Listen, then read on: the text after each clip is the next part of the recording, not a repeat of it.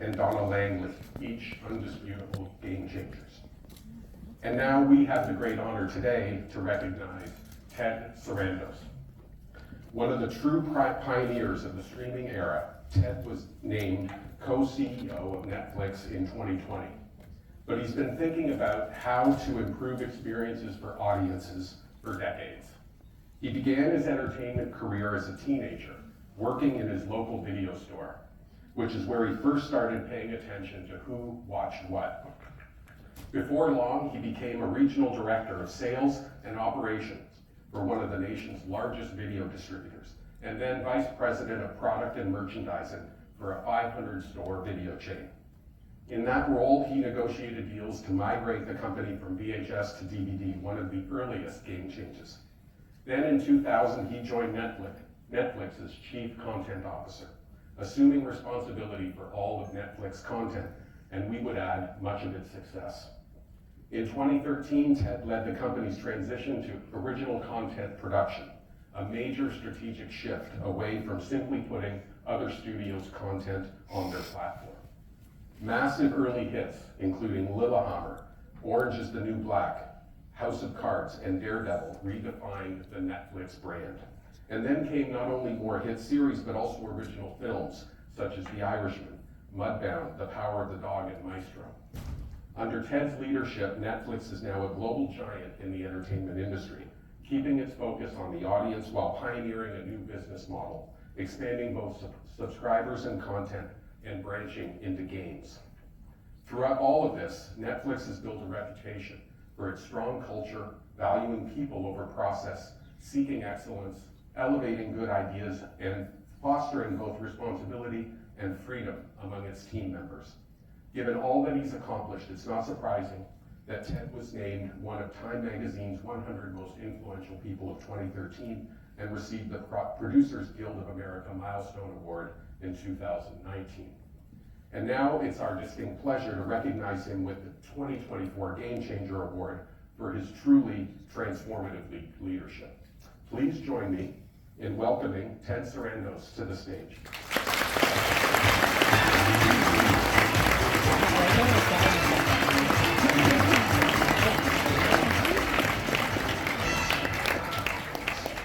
Ted, on behalf of UCLA Anderson, congratulations on this very well-deserved award. Thank you so much. Yeah.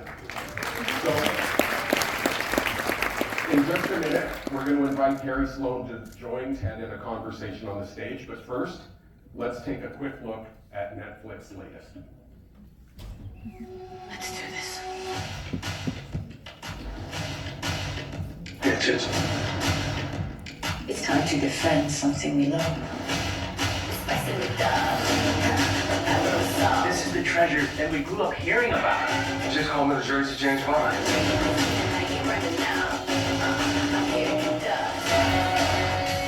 I have to call the White House. You're not taking my phone. You have one more fight left in you. Here he comes. One last shot for old time's sake. Watch your ass out there, okay? Don't worry about me, I'm gonna be fine. They love me in Beverly Hills. What do you think is happening? We have got one shot, and I need your help. Energy leveled up. You must know you cannot win.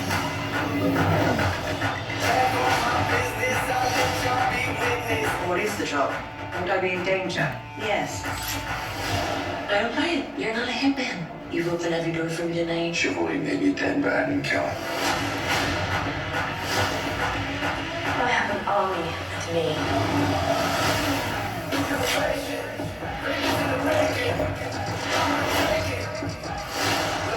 Today is going to be a day you're going to remember for a long time. It's too risky, but I want to be the champion.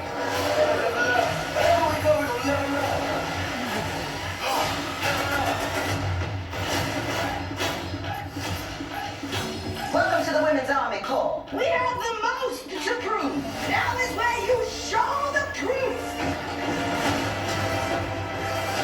Your eyes, a most remarkable shade of blue. I might say something like that if you were a suitor.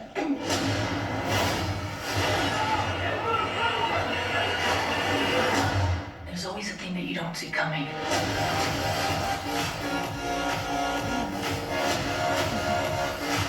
What if I'm dead or criminals? We were spies. Mom! She's fine, it's not that bad! Dessert for breakfast. There's always a surprise inside the box.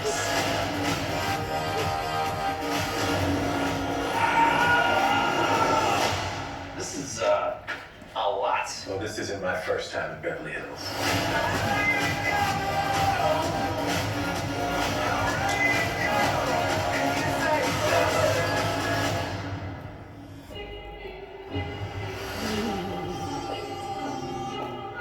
네가 손 대걸 후회하게 될 거야. 널 찾아낼 거야. 무슨 수를 써서라든.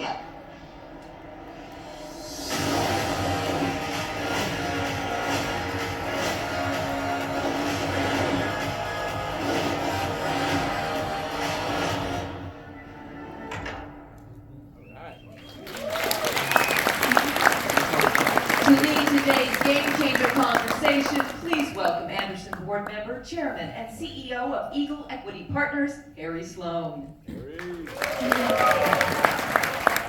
Okay. This is a short version of that video, unfortunately. It's a lot to watch. Ted is humble as always. So congratulations on the Game Changer Award. You know, sometimes we find somebody that everybody wants to hear talk, and somehow you have to figure out why they are a game changer, and you figure it out, and you give them the Game Changer Award.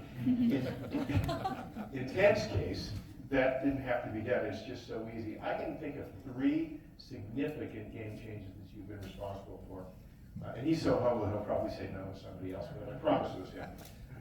Streaming video itself, disrupting linear television, going to streaming video. That was you guys. What made you think of that? Interesting, is this on? Yeah. No, I don't think it is. You have a hand.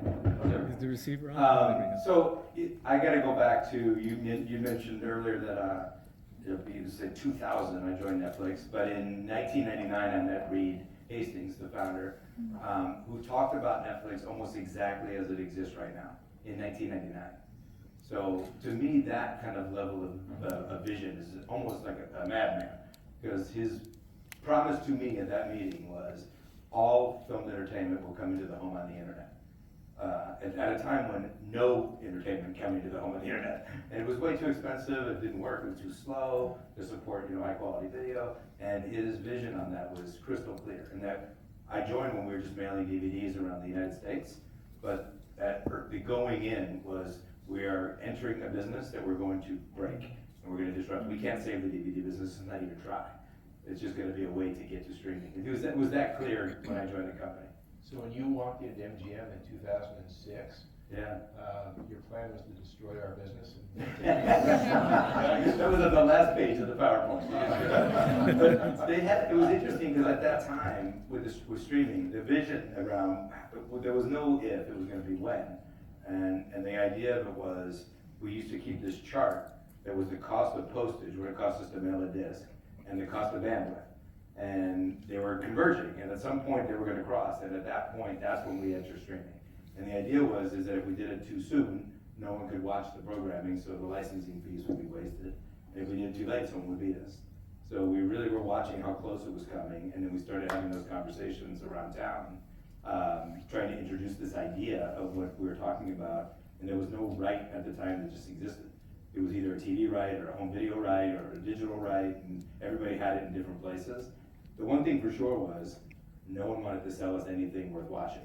So we had a lot of just whatever we could get content at the beginning. I remember. Yeah. You came to MGM and you said, just let us run whatever you find. Yeah. You called it the long tail, we called it deep library, that we couldn't sell it elsewhere. Shows that didn't make it quite the syndication, so things like, the path of least resistance. Okay, so together you guys created streaming, so that's one game changer.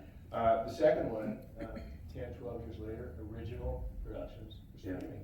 I think probably half the content in the world now is made for streamers, and you are the game changer on that.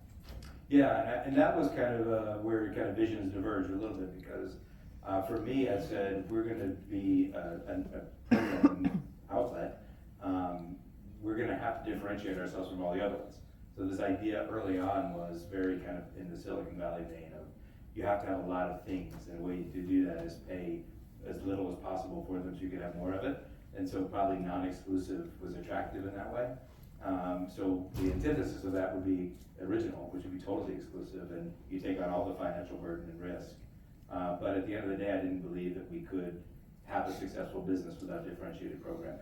And so that's what I think my entire streaming budget, we spent more than that on our first original show, but it really was one of those calculated risk reward, if this doesn't work, we will have dramatically overpaid for a show. We do that all the time. If it does work, it fundamentally changed the business. So. Yeah, actually before that, the first content that you bought was from Stars, wasn't it? Did you spend 3 times your entire budget on that? Yeah. Every bet was betting the farm. But back then, the movies that were available, pay television, had locked up the rights for movies.